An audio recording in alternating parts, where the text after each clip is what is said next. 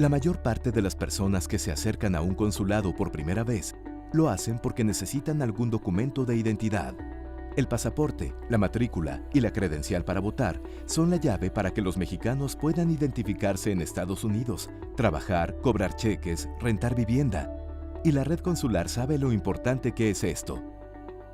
El pasaporte y la matrícula se entregan el mismo día que son solicitados. Esto, comparado con el proceso para obtener un pasaporte en otros países como Estados Unidos, es un gran beneficio. Además, los consulados cuentan con un registro civil, en donde es posible registrar a menores de edad como mexicanos y contraer matrimonio. En mayo de este año, se realizaron los cambios necesarios para que personas mexicanas puedan casarse en los consulados sin importar su sexo. Los consulados, no obstante, no se limitan a expedir documentos. El área de comunidades lleva programas de salud, deportes, educación financiera y vinculación con comunidades de origen. A través de las ventanillas de salud, por ejemplo, algunos consulados brindan servicios médicos, como vacunas o detección de niveles de glucosa y colesterol de manera gratuita a las personas que esperan para recibir un documento consular. Finalmente, el área de protección entra en el juego cuando las cosas se han complicado. Desde temas migratorios hasta protección a los derechos humanos de las personas detenidas, pasando por una atención especial a los derechos laborales y la prevención de violencia, el área de protección en cada consulado es fundamental en la misión de atender los derechos de los migrantes mexicanos en el exterior. Los consulados visitan a mexicanos en hospitales y cárceles, trasladan a mexicanos enfermos hacia nuestro país, brindan apoyo legal para conseguir indemnizaciones laborales y le dan seguimiento al proceso para que mexicanos obtengan visas humanitarias que les permitan entrar a Estados Unidos cuando un familiar está próximo a morir. La protección de los mexicanos en el exterior tiene, digamos, diversas vertientes o la interacción con la comunidad mexicana. Uno que es la documentación, que es que siempre estemos en la posibilidad de proporcionarles los documentos de identidad que requieren, porque la base para la defensa de los derechos humanos es tener una identidad. Y esto implica la expedición de actas de nacimiento, de matrículas consulares, de pasaportes, etcétera. Después implica justamente la labor de protección mucho más especializada que se basa en asistencia legal a través de programas específicos como el PALE, el Programa de Asistencia Legal de nuestra red de abogados consultores por todos los Estados Unidos y el mundo, porque tenemos abogados consultores en todo el mundo, y la atención, por ejemplo, los consulados móviles, los consulados sobre ruedas, las visitas a los centros de detención, las visitas a los hospitales, que esto implica una labor de protección muy importante. Siempre hay un cónsul dedicado a la protección en todos los consulados mexicanos. Y después, muy ligado a la labor de protección, que diríamos una protección preventiva, es toda la vinculación con las comunidades a través de una interacción constante en materia de ventanillas de salud, de educación financiera, de atención integral a la mujer y en general de un diálogo lo más fluido y constructivo posible con las organizaciones mexicanas y de origen mexicano. A mí me gusta dividir la protección en 3 niveles. Uno que es generalizado o masivo, por medio del cual difundimos información, infografías, damos charlas, los cónsules aparecen constantemente en los medios de comunicación en español y en inglés. Usamos mucho el radio, la población migrante escucha mucho el radio y tenemos programas en todo el país, incluso programas enteros de 1 hora en el cual se tratan diferentes temas.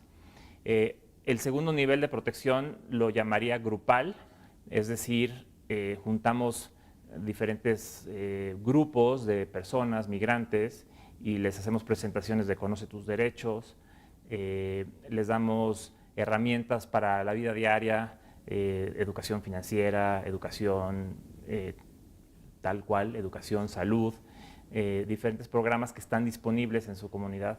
Todo esto como parte de un esquema de protección preventiva. Y el tercer nivel de protección es el individual.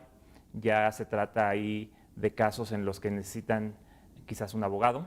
Tenemos una red de 300 abogados contratados por el Gobierno de México y también tenemos otra red de abogados consultores que toman casos de manera gratuita o de bajo costo esos son 150 abogados. En el caso de Los Ángeles, la demanda principal de la comunidad es la de documentación. Hay una necesidad de obtener identificaciones para que puedan ellos pues navegar el sistema en Estados Unidos y puedan contar con una identidad.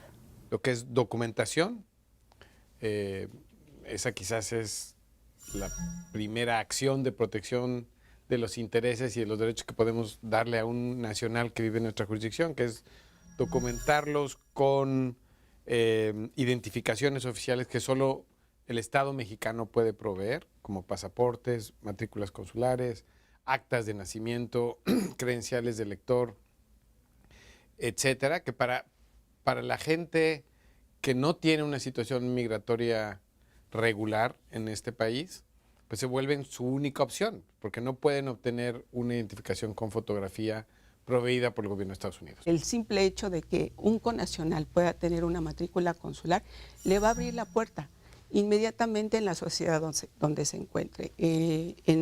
Pongamos de ejemplo, en Estados Unidos, con esa matrícula consular, gracias a la gran labor que realizan nuestros cónsules en ese país, pues tenemos ya una puerta abierta, un camino abierto hacia la aceptación de ese documento para que puedan abrir una cuenta en el banco. De esa manera, pues nuestros connacionales inmediatamente ya van a empezar a estar en lo que nosotros llamamos la inclusión financiera. Una segunda área tiene que ver con protección.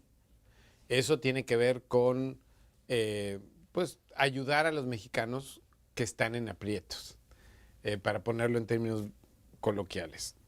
Quiere decir visitar cárceles y prisiones, visitar hospitales, ayudarle a la gente a encontrar hogares médicos cuando están enfermos y lo saben, proveerles asesoría legal cuando tienen alguna gestión frente a alguna autoridad local, estatal o federal, asistirlos en sus tratos con la autoridad, sobre todo desde un punto de vista legal. Desde el inicio de la tragedia que se llevó a cabo aquí el pasado 3 de agosto, el consulado, por ejemplo, activa los protocolos de emergencia. ¿Y qué implica eso? Implica poner a disposición de la comunidad un número telefónico gratuito para que la comunidad pueda hacer algún reporte, solicitar que se busque algún pariente o lo que quiera de información que necesite. Entonces, ese es el primer paso.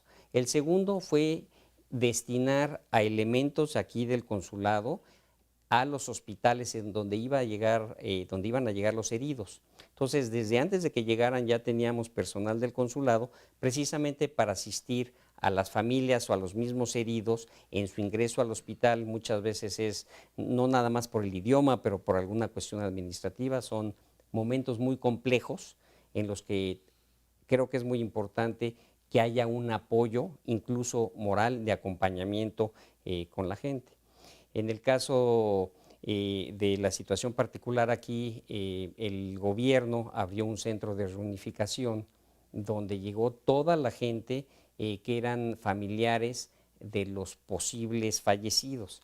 Entonces, desde el primer momento tuvimos una mesa del consulado en ese centro, precisamente para apoyar a las familias mexicanas, que son momentos muy complejos porque son momentos en los que nadie sabe cuál es la situación que ha pasado, saben que tienen un familiar desaparecido, pero no saben cuál es la situación. Estamos hablando de que se atienden más de 700 casos diarios de protección por parte de nuestros consulados en Estados Unidos. Entonces es un esfuerzo gigantesco, es un esfuerzo de trabajo pues a ras de tierra y de campo en muchos casos, porque se trata de ir a los centros de detención, se trata a veces de ir a prisiones, se trata a veces incluso de ir a hacer reconocimientos de cadáveres, por ejemplo, ¿no? De gente que falleció en un intento por cruzar hacia Estados Unidos vía el desierto. Entonces es un trabajo arduo, es un trabajo, por supuesto, que requiere de una gran pasión y que lo estamos tratando de todos los días hacer pues con esa pasión y con ese aprecio a nuestra gente y con esa reciprocidad a todos los que andan por allá. Ahora podemos ver que tenemos ventanillas que tienen que ver con cuestiones de salud. Ahí hacemos referencias a la comunidad para que puedan ir a instituciones, hospitales en donde los pueden atender.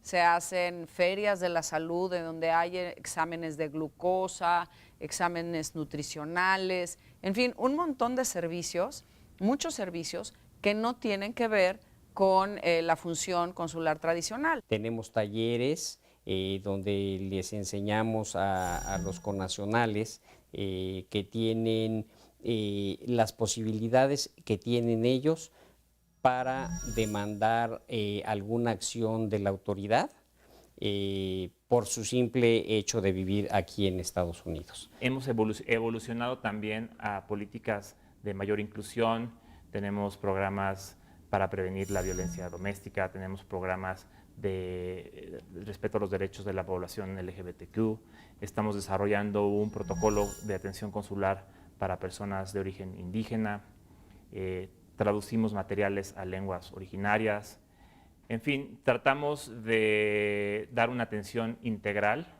a la diáspora y eso es un cambio que ha traído este gobierno. Aparte de atención a personas de la comunidad LGBTI, ¿no? Eso es muy importante y hubo, por ejemplo, un cambio para que nuestros consulados, acorde a la reforma constitucional en materia de derechos humanos de 2010 y acorde a las distintas jurisprudencias que ha emitido la Corte, puedan realizar matrimonios entre personas del mismo sexo y haya un protocolo de atención a personas de la comunidad LGBTI. Siempre hemos estado protegiendo a todo connacional, a todos nuestros nacionales y obviamente en especial, en particular importancia, a todas nuestras comunidades que son vulnerables. Y cuando hablo de vulnerabilidad, también estoy incluyendo a toda nuestra comunidad con discapacidad, a toda nuestra comunidad LGBTQ, a toda la gente que requiera de una atención especial, a todos nuestros indígenas que se encuentran también allá en Estados Unidos, que no hablan español y que necesitan de nuestra atención porque ya se encuentran allá y requieren que sus derechos tampoco sean violentados.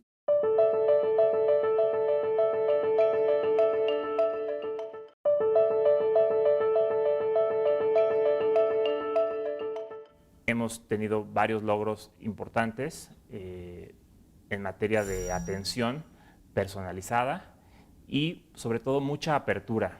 Los consulados, todos también, están realizando cada mes un foro abierto, comunitario, en el cual los titulares y los encargados de los consulados reciben en viva voz las peticiones, las preocupaciones de nuestra comunidad y esto lo han agradecido mucho.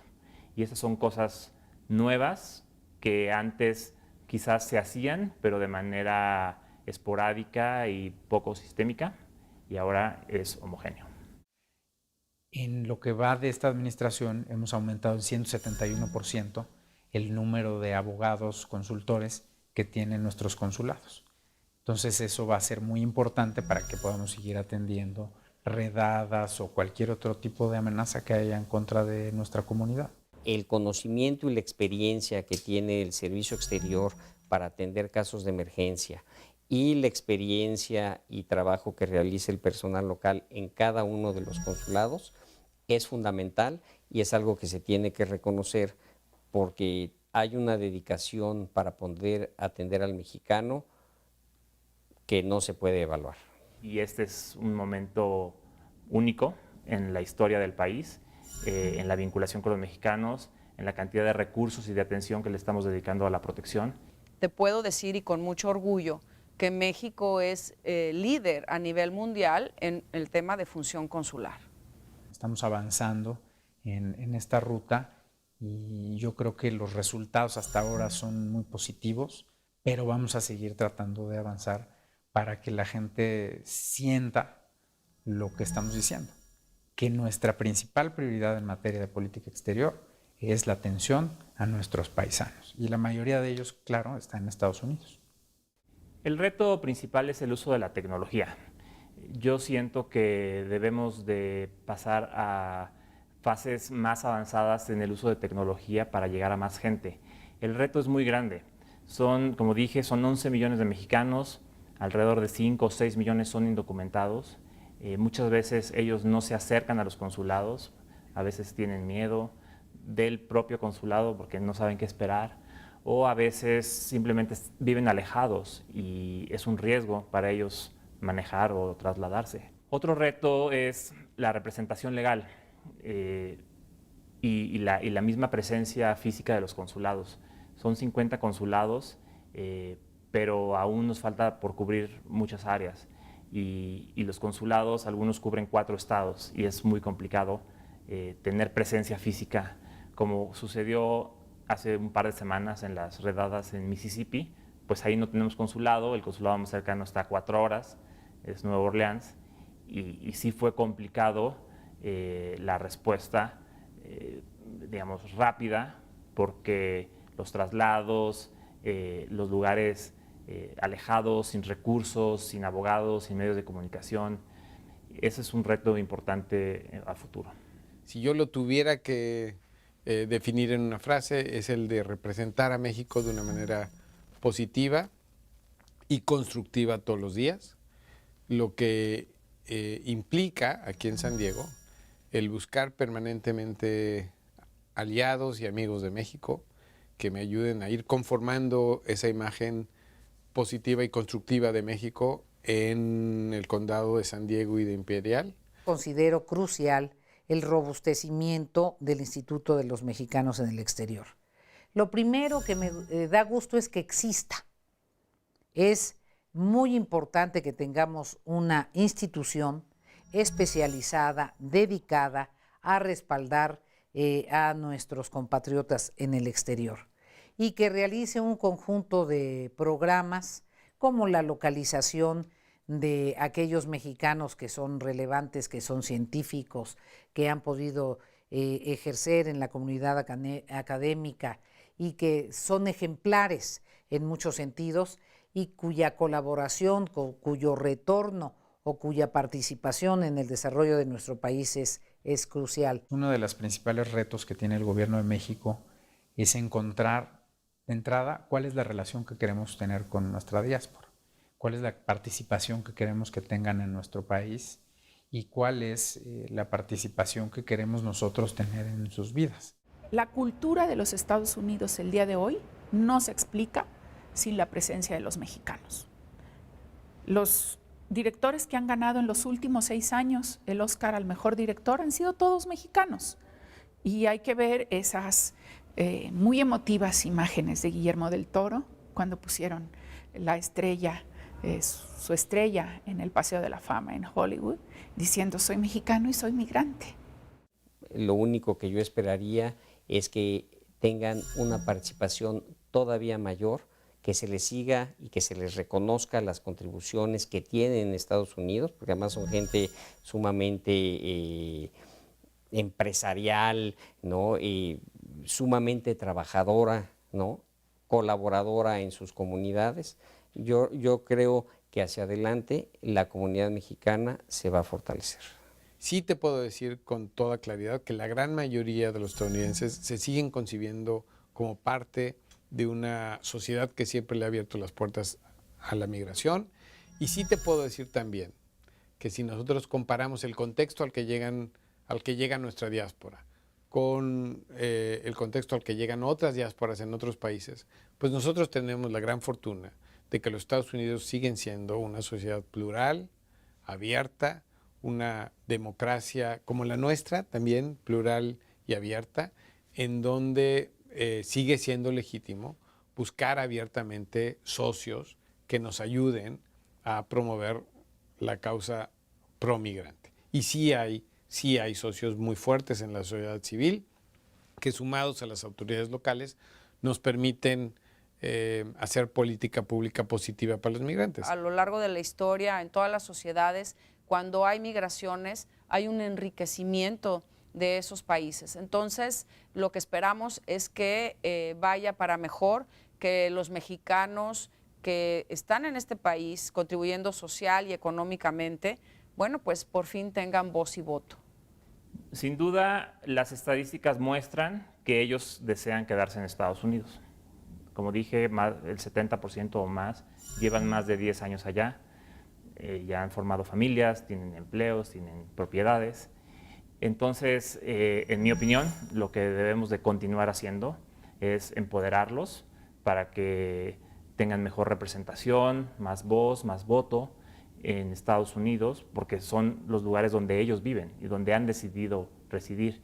Y creo que eso es importante respetarlo. Me parece que también debemos observar que puede ser útil que participen activamente, siendo ciudadanos norteamericanos ya, quienes así lo son, en la política de Estados Unidos, y que puedan, como ciudadanos norteamericanos, estar atentos de los intereses de América Latina y de nuestro país. Yo creo que el futuro va a ser una transición de una diáspora cada vez más educada, de una diáspora que